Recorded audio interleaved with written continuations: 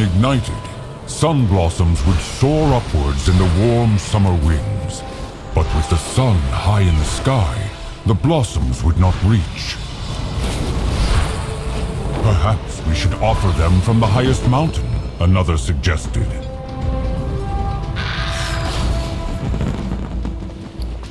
When the elders had agreed, a few select chosen would journey north to the highest peak in the land to make the offerings.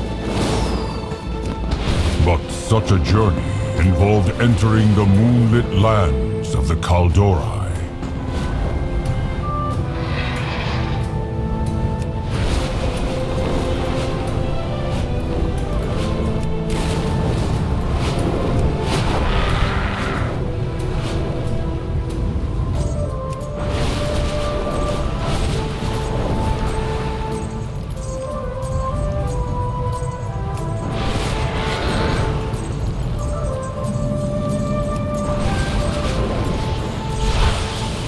Although the Kaldori and Torin kept an amicable distance, the elven priestesses granted our request and guided us through their lands.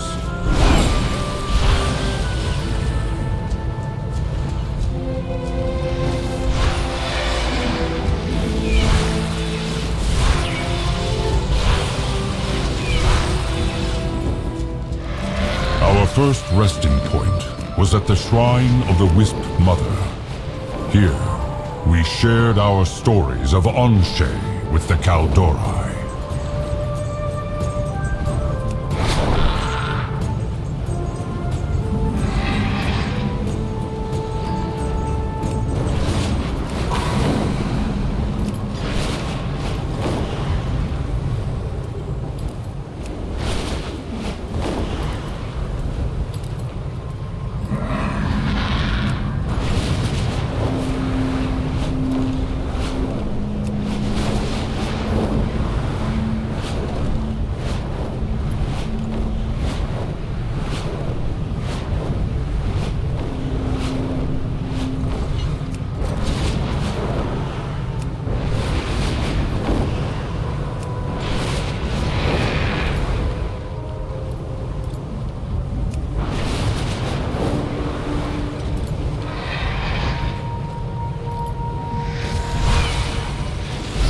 As the summer pilgrims continued further into Kaldori lands, they stopped to rest in the once green Iron Tree woods.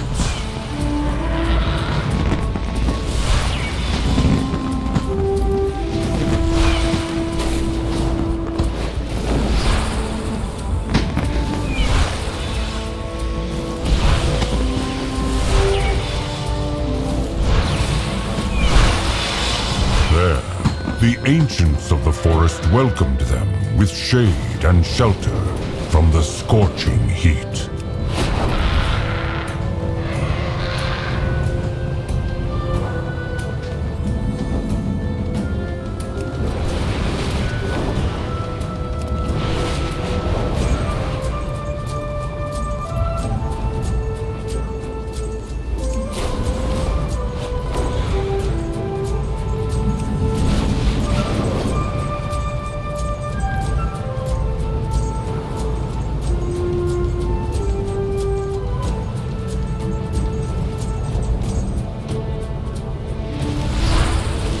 The pilgrimage continued with a detour into the Grove of Moonglade, home of Cenarius, the Forest Lord.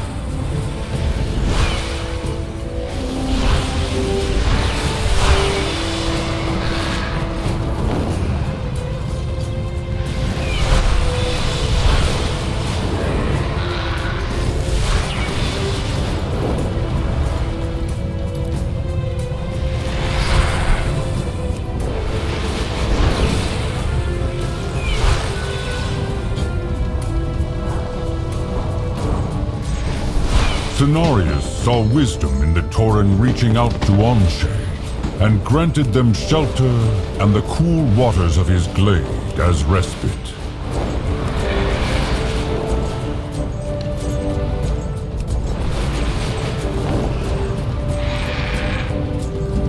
Cenarius advised them to seek the Mistress of the Skies atop the Great Mountain, as they would need her boon to bring their offerings into the skies.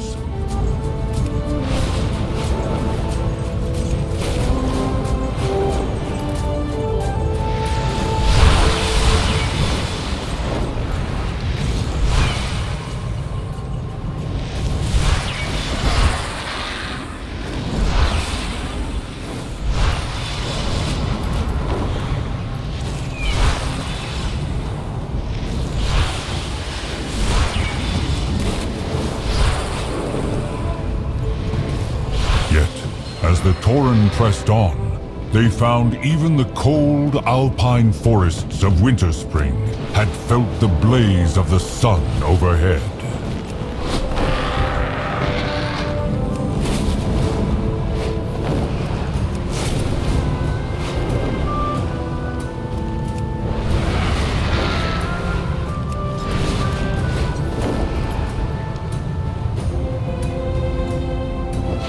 Aviana was a goddess of winds and wild, and this was not a land the Tauren usually ventured to.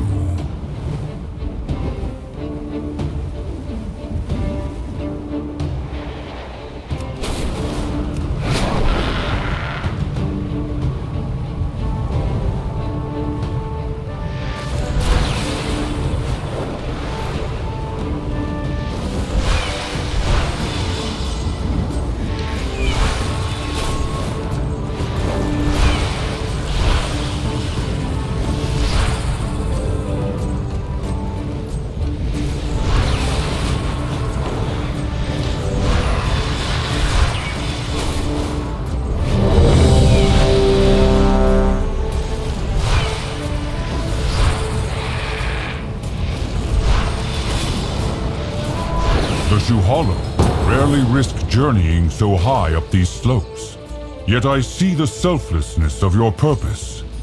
May these winds carry your blossoms high above.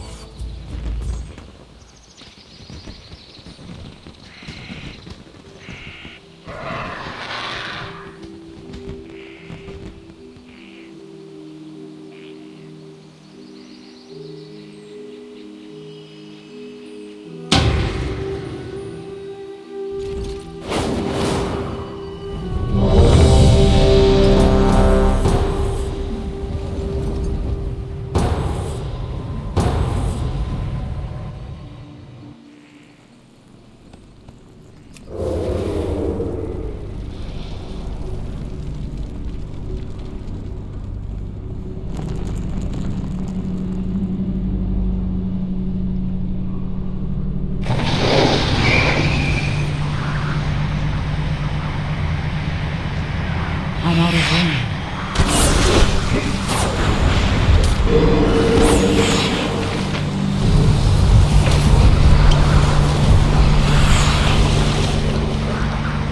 You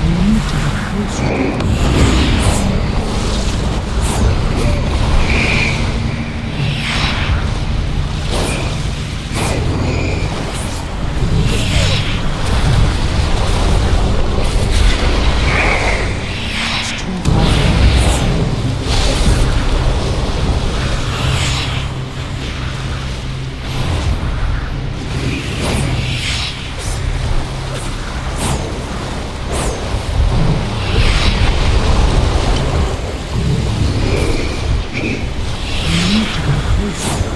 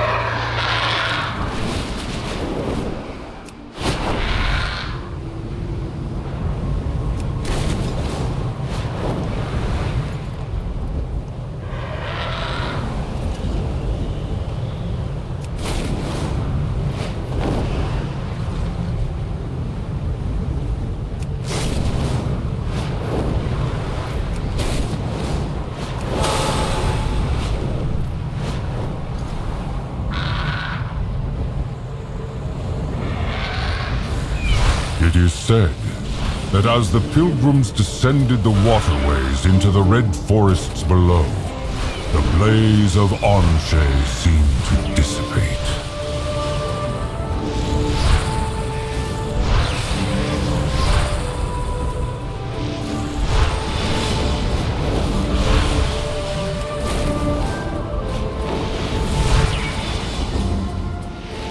Ahune was now sated, and the Tauren tribes agreed to carry out this ritual journey at the start of every Midsummer. As the Sun Pilgrims traversed the river's south, they wondered, had it truly been the offerings of the blossoms themselves that had appeased Ahune, or had it been the selflessness of their effort that brought relief to the heat-scorched lands of Kalimdor? To this day, the sun blossoms we use in our rituals remind us to ponder such questions and find lessons in our fireside stories.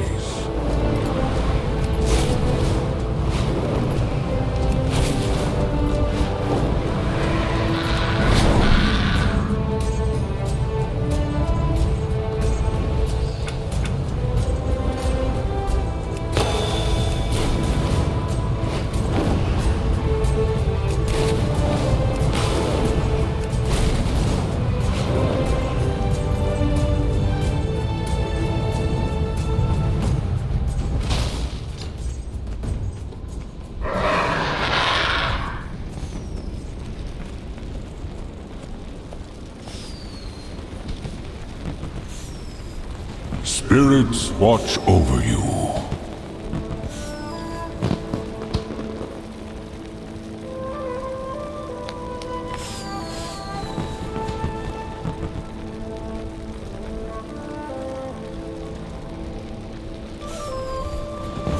What brings you to my fire? Sun, guide your path.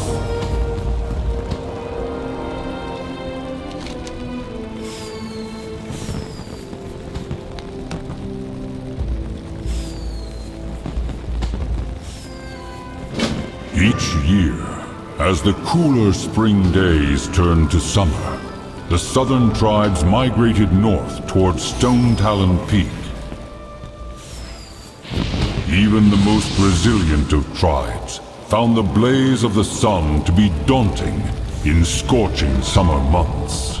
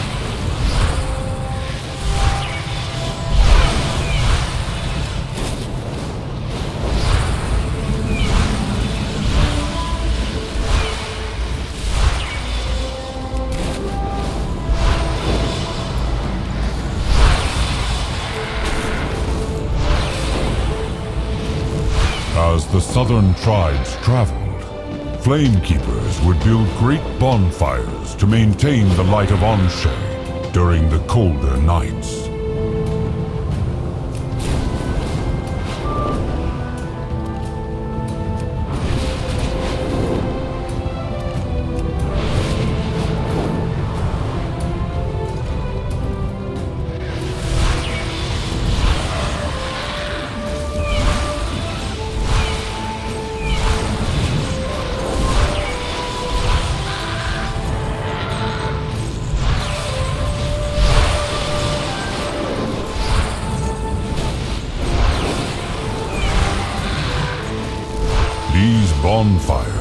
would serve as path markers for the southern tribes as they made their way home during the end of Midsummer.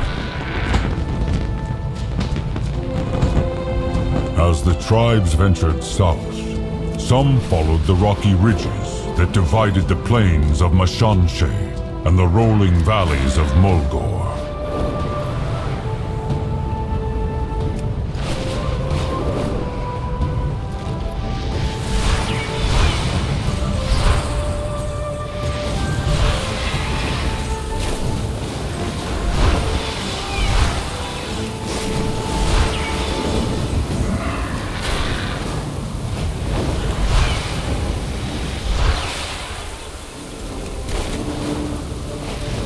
These plains would serve as a rest stop and hunting grounds for many tribes of central Kalimdor, long before Thunderbluff ever stood.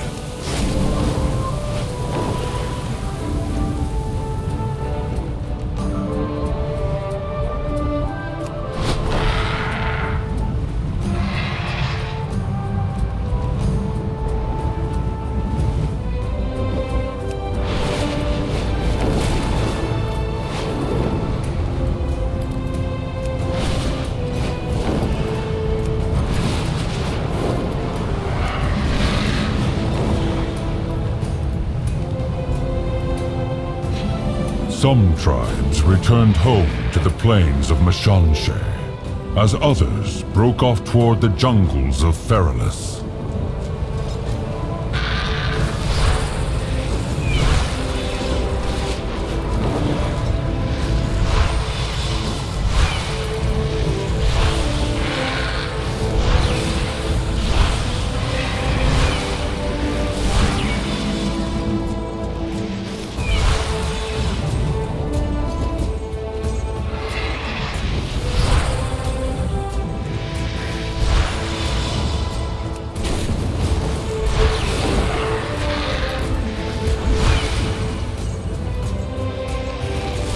As a farewell to Anshe in the cooler seasons, these neighboring tribes would celebrate one last Sun Blossom ceremony.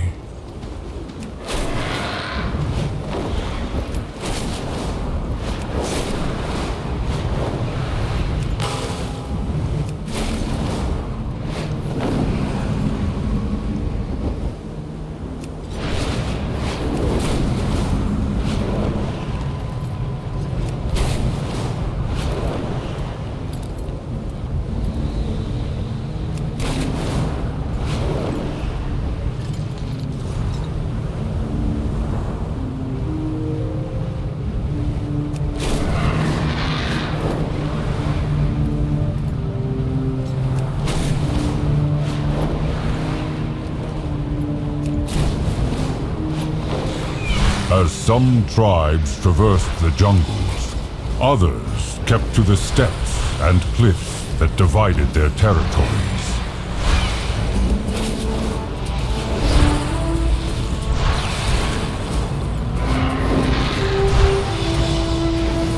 This retreat, often known as the Brow of the Sun, served as the final resting point for the tribes who made their home in Thousand Needles.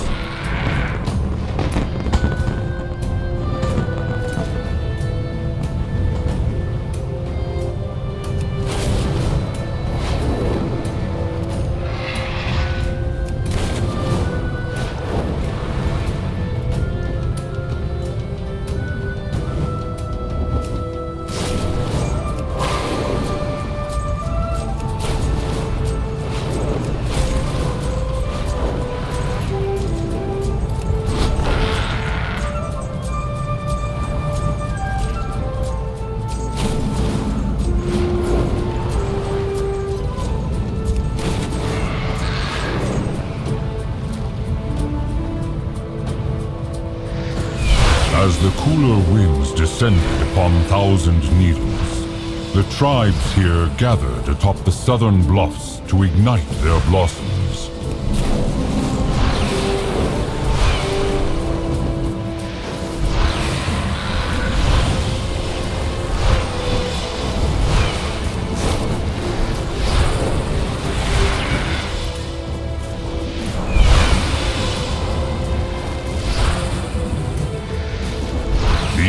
tribes paid homage to both wind and fire with their celebration.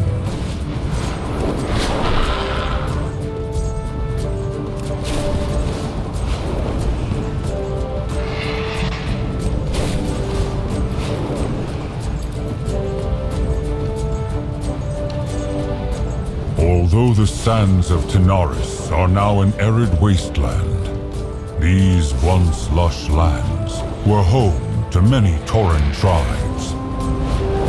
Some say these tribes were the first to make the pilgrimage north, following the path of the great beasts migrating to cooler pastures.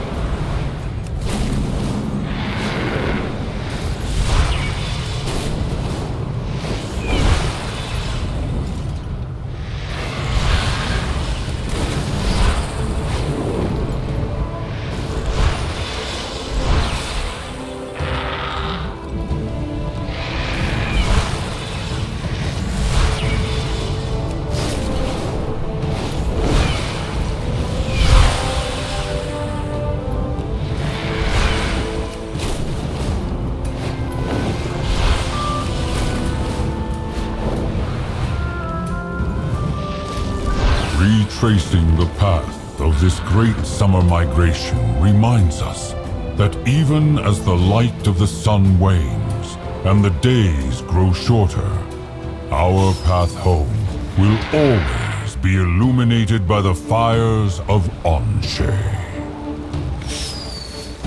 Can I be of aid? Take flight with honor.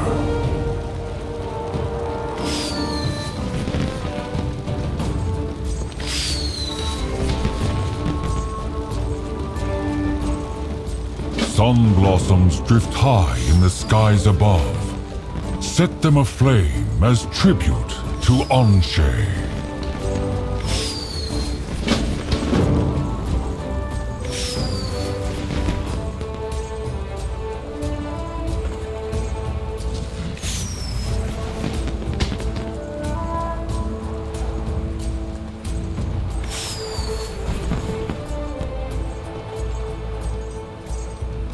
Well met. Goodbye.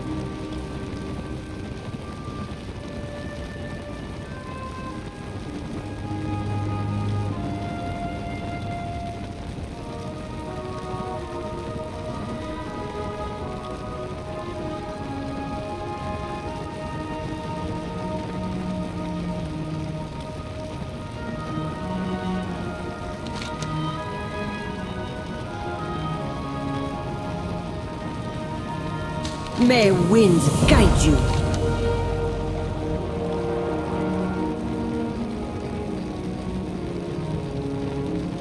The Summer Festival of Fire has long been a time of revel and good fortune for the Kingdom of Stormwind. But what was once a season of celebration became a chapter of paranoia and darkness for the people in these lands. Long ago, at the height of Midsummer celebrations, the northern mountains of Redridge were shattered by a catastrophic eruption.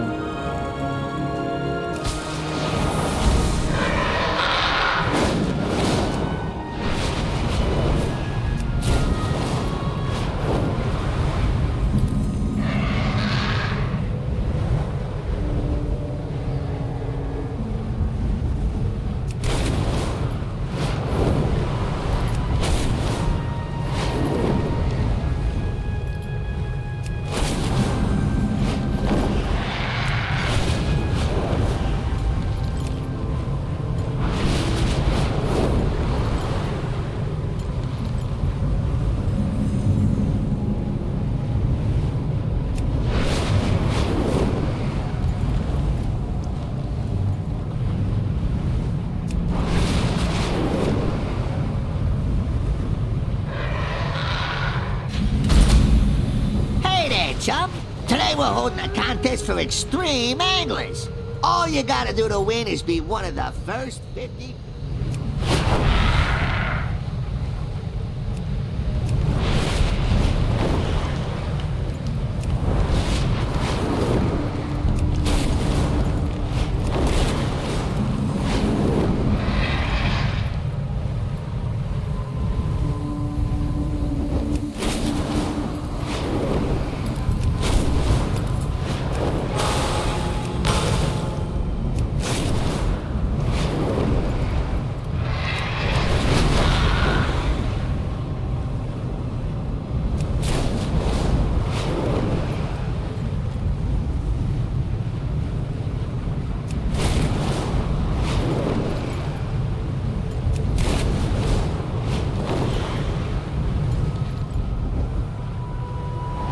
The Summer Festival of Fire has long been a time of revel and good fortune for the Kingdom of Stormwind. But what was once a season of celebration became a chapter of paranoia and darkness for the people in these lands. Long ago, at the height of Midsummer celebrations, the northern mountains of Redridge were shattered by a catastrophic eruption.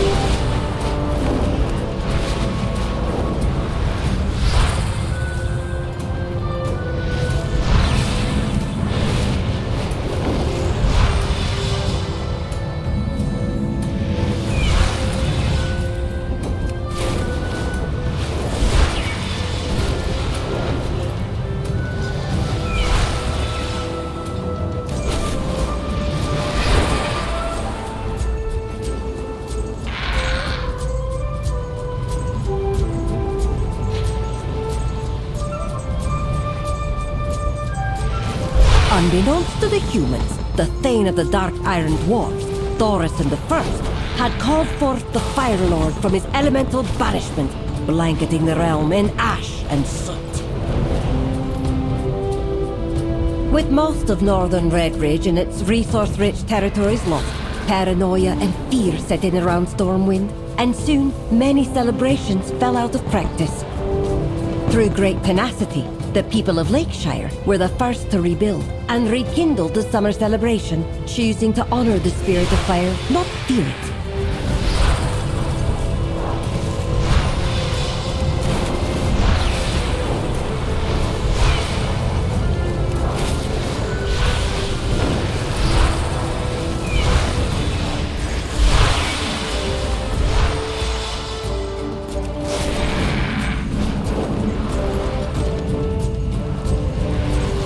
For the first time in ages, Lake Everstill was illuminated with the blossom lights of Midsummer. Inspired by their neighbor's celebration, the people of Brightwood would soon set ablaze their own blossom lights and rekindle their region's festival. Inspired by their neighbor's celebration, the people of Brightwood would soon set ablaze their own blossom lights and rekindled their region's festival.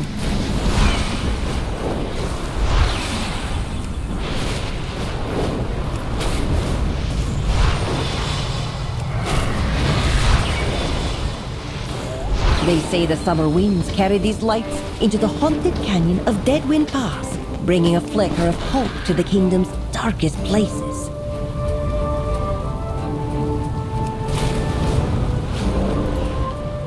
In later seasons, the people of Westfall and Elwyn joined their neighbors in reigniting the festival.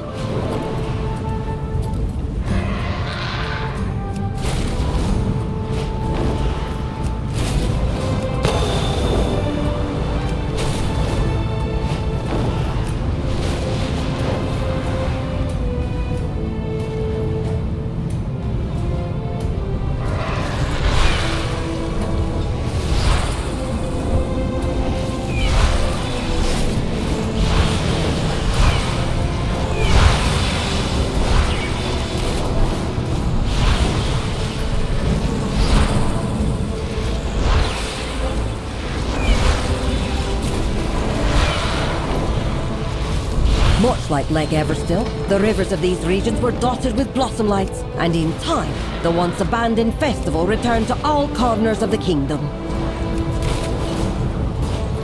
Although humanity's celebration of summer predates even the Kingdom of Throm, it was their kinship with the dwarves that inspired many customs still practiced today.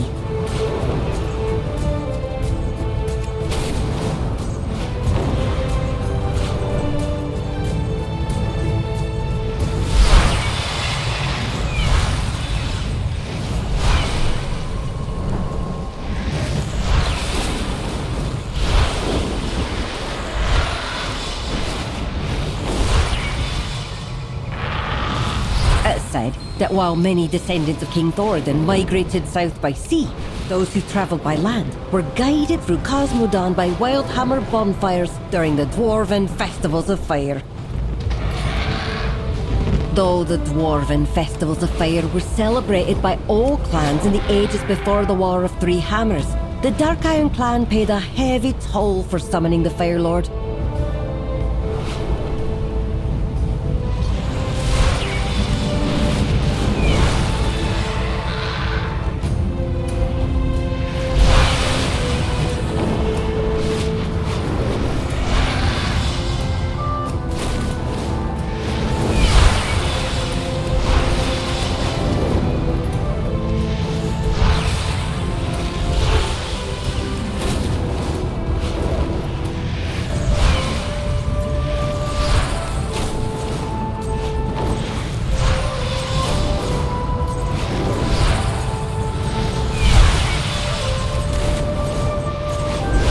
So, after breaking free from the Fire Lord's chains, the Dark Iron clan have once again embraced their faith in the flame and reverence for the element that flows through their veins.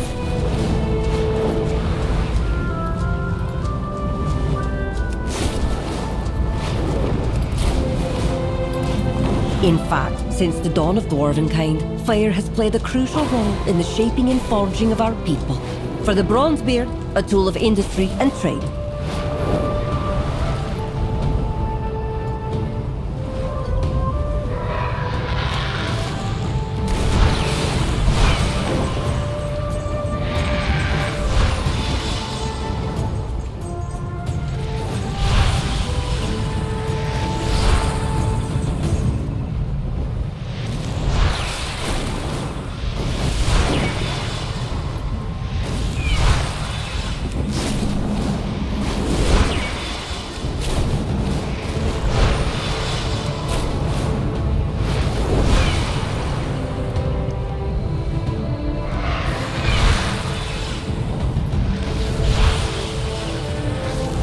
For the Dark Iron's a weapon to wield and master.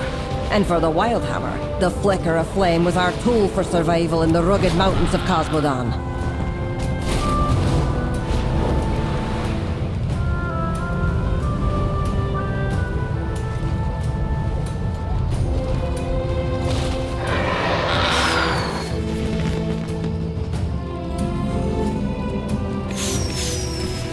Gather round the fire. Oh, look who it is! To safe journeys!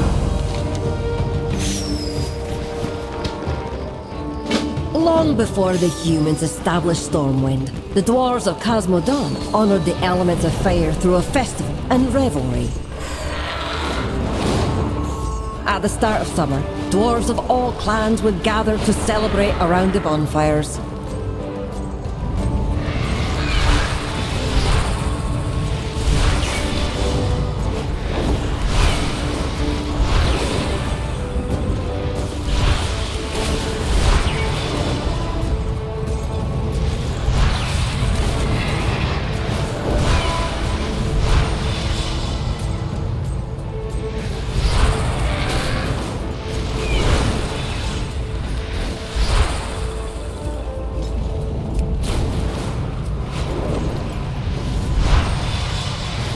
As the Wildhammer hosted the festival in their foothills, the wisest and eldest of their shamans, known to some as wild sages, would tell stories around the bonfires. One such tale told of the origins of the Wild Sage pilgrimage, carried out at the end of each summer, in the wake of a fiery shooting star.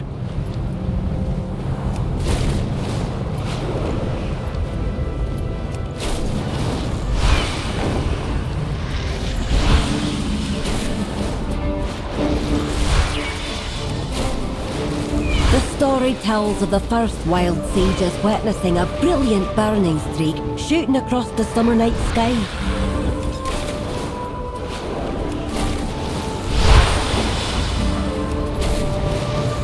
Following the star as it illuminated the crags and foothills of Casmodan, the wild sages watched from afar as it briefly settled over the second highest mountain in the land. Believing it as an auspicious sign from the spirits of fire, they followed it, climbing high into the mountains of Don Moreau, where they saw it dark to the northeast.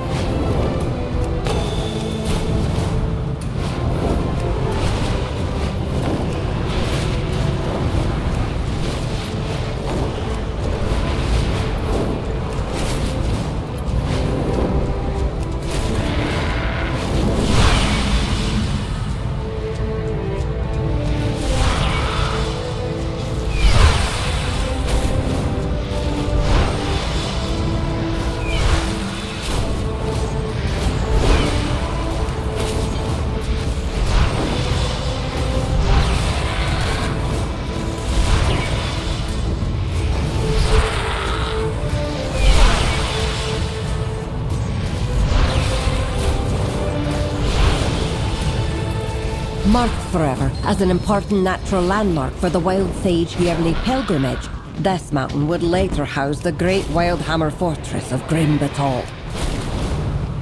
The Wild Sages followed the star over rolling hills and vast riverlands under open skies, a journey through lands rich with elemental spirits, another auspicious sign.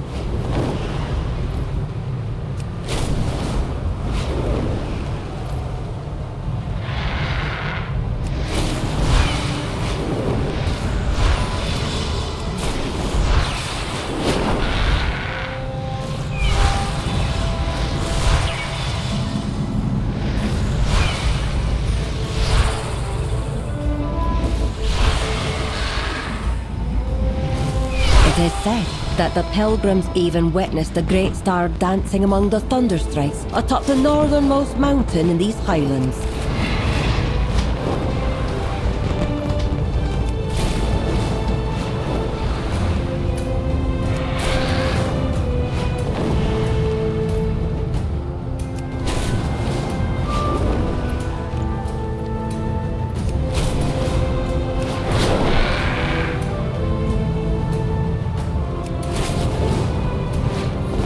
As the star swept northwest across the sea, the Wild Sages crossed the narrow channel into the human lands, where they found another celebration underway. Having already established trade with Casmodan, the ancient humans were quick to welcome the exhausted pilgrims into their midsummer celebrations.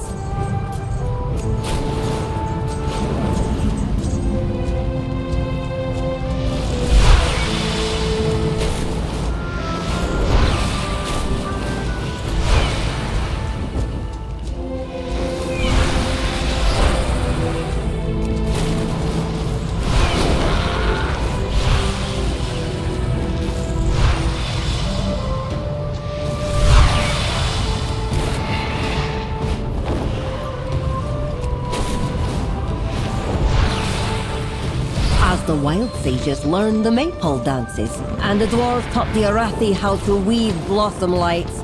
Both races shared in their stories and customs under the warm summer skies.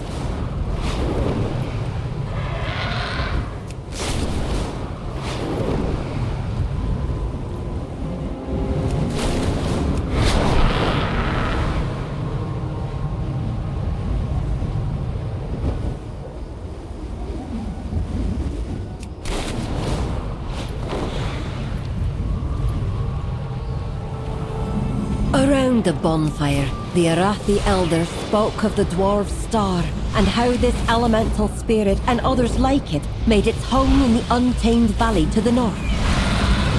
Continuing their journey, the wild sages passed into the valley, where they set their eyes upon majestic winged creatures soaring high in the sky.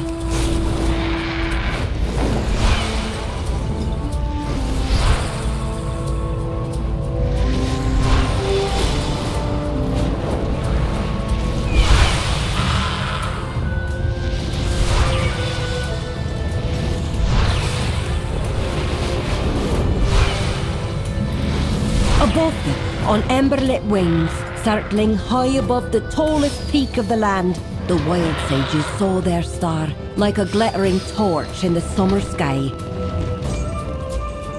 Come, share a story.